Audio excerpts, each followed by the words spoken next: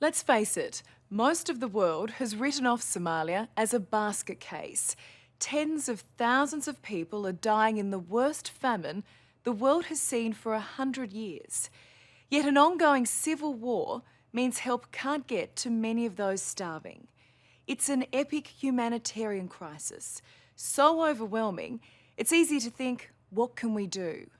But when you meet the Somali people, as I did, and see the hope that still burns in their eyes, you realise what seems like hell on earth to us is to them the homeland they desperately want to save.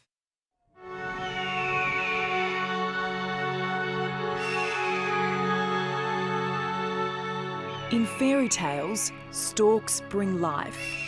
But high above the world's largest refugee camp, they watch over 100 deaths a day.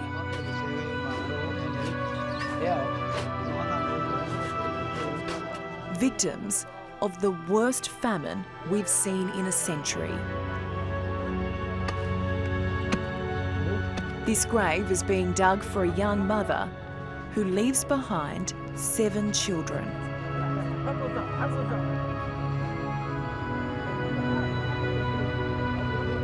Millions are starving, thousands, maybe tens of thousands are dying. The numbers are almost incomprehensible until you see this and realise every single death is a tragedy.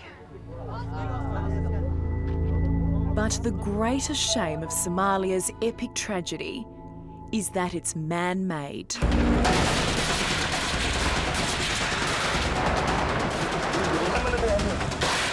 Al-Shabab, yes.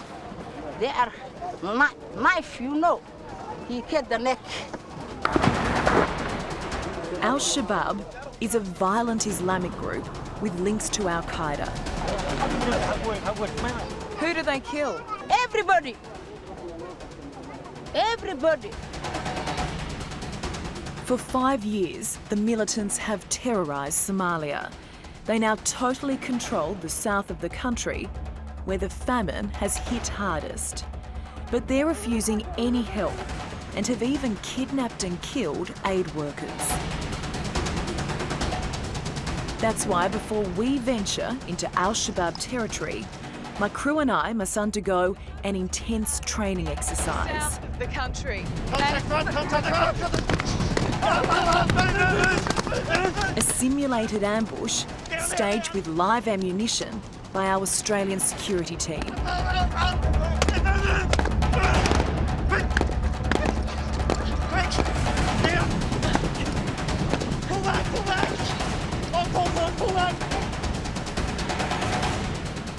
But nothing can quite prepare you for the place we're headed, the capital, Mogadishu. Mogadishu is one of the 3 most deadliest places in the world, if not the most deadly. We've come here because Al-Shabab has made this city the epicentre of their violent bid for power.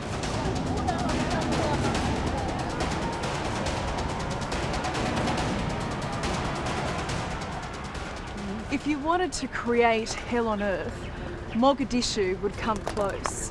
For 21 years, life here has been war, and violent death is never far away. But today, there's new tension. Overnight, the militants unexpectedly abandoned their front line. Suddenly, the enemy could be anywhere.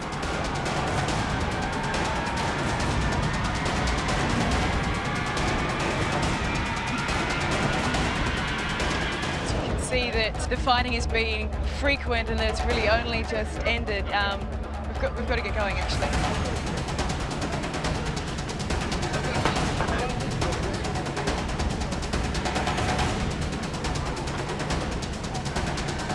As we make our way through the badlands of Mogadishu, our convoy stops. We receive word Somalia's Prime Minister wants to speak to us. Allison from 60 Minutes. Pleasure. Western journalists rarely risk coming here, and Prime Minister Abdi Ali wants to deliver a message. Shabab is not enemy only for Somalia. It's an international enemy. We are the first defense against international terrorism. He warns if Al-Shabab takes Somalia, it's a powerful victory for terrorism and the world will pay. It's a threat to America, it's a threat to Australia, and it's a threat to everybody. But we've stayed too long in one place. Our security team interrupts the interview. So you have food here now? Time to go now. Okay, so you... We've got to go. Thank you, sir. Thank you.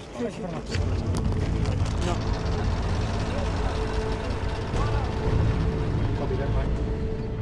We're looking out for an ambush. We have heard gunshots today, so we've just got to keep on the move.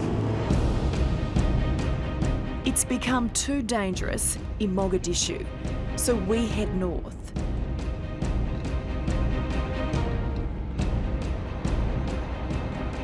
But even on the open road, we're a target. Apparently, Al-Shabab fighters are streaming from the capital Mogadishu and are headed this way. There are militants in the hills here, and that has our soldiers on edge. To be honest, it's also making me feel incredibly nervous. Our next destination is 6-7 hours away, and we have to get there before nightfall. We make it to the province of Puntland after dark, but safe. Here in the north of Somalia, the war against Al-Shabab is being won. Mr. President, very nice to meet you. Nice to meet you. How are you? And as unlikely as it seems, the man turning the tide of terrorism is an Australian citizen. Mohammed Faroli fled to Melbourne as a refugee in 1991, but returned 2 years ago to lead this northern province. Now that the 60 Minutes crew are here, we want help from the Australian government to fight Al-Shabab. To bring peace to this lawless land, Mohammed knows he puts his own life at risk. And this is bulletproof glass? The car is bulletproof here. The car's bulletproof.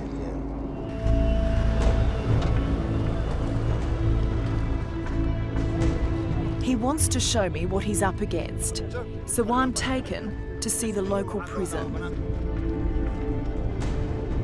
It's men like this, Al-Shabab militants, willing to kill their own people, who are destroying this proud African nation.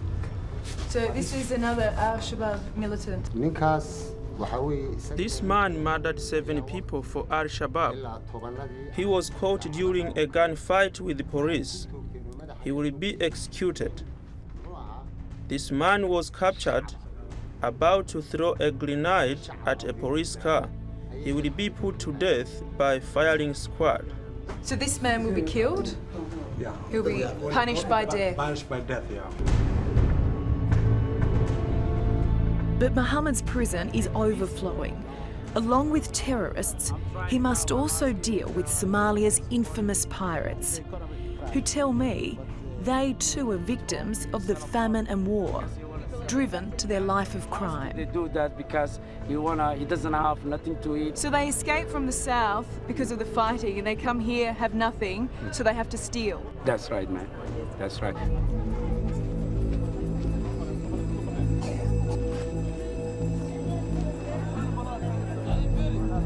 All across this war-weary country, a vast mass of humanity is on the move.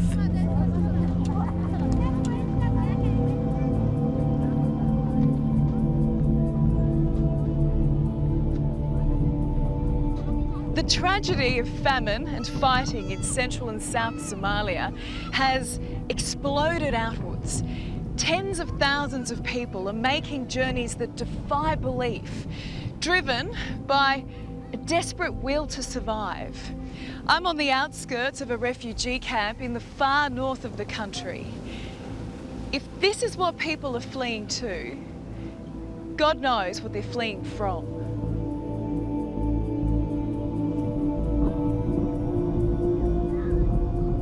It's a war. Nobody can live in the midst of war. No human beings, no families can thrive in a war.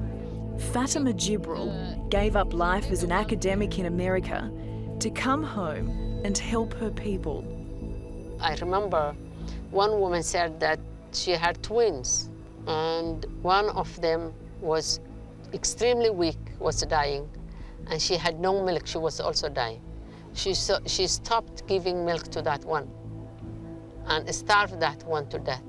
And the other one made it to the village. She made it to the village with that one. How can a mother do that? Life tests you in ways that you cannot imagine. 29,000 children under 5 have so far died in the famine. This father can only wait to find out if his sons will be next. The 2 little ones have the measles and they've been in the tent for 3 days with very high temperatures. Yeah.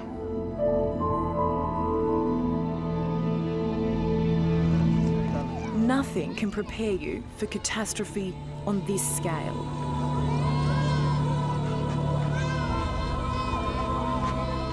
Three months ago, to flee the violence, Jawahi Nur trekked 1,500 kilometres with her 12 children. 3 died on the way. 3 children, they died in the street. My heart is stop it. I am crying in this day. What am I do? Nothing, Allah. That is very strong.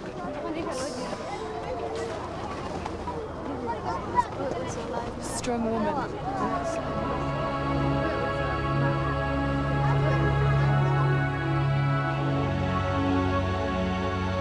It's the same amazing strength I found everywhere I went. Allison. Allison.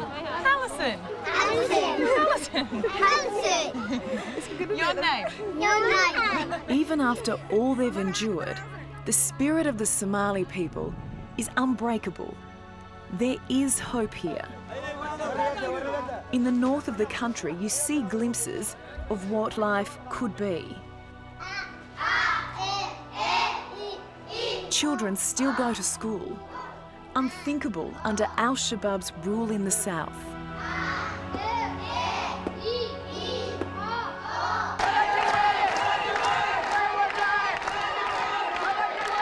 And on my last day in Somalia, a show of bravery, defiance, and optimism.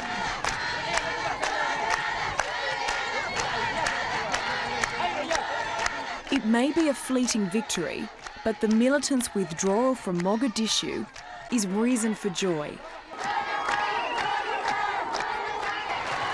This is just extraordinary. These people have so little to celebrate, but Al-Shabab being pushed out of the city has really given them a glimmer of hope in what has been years and years of just drought and war. And they have a simple message. Please help us so we can help ourselves. If the world ignores Somalia, it has no heart and it has no courage.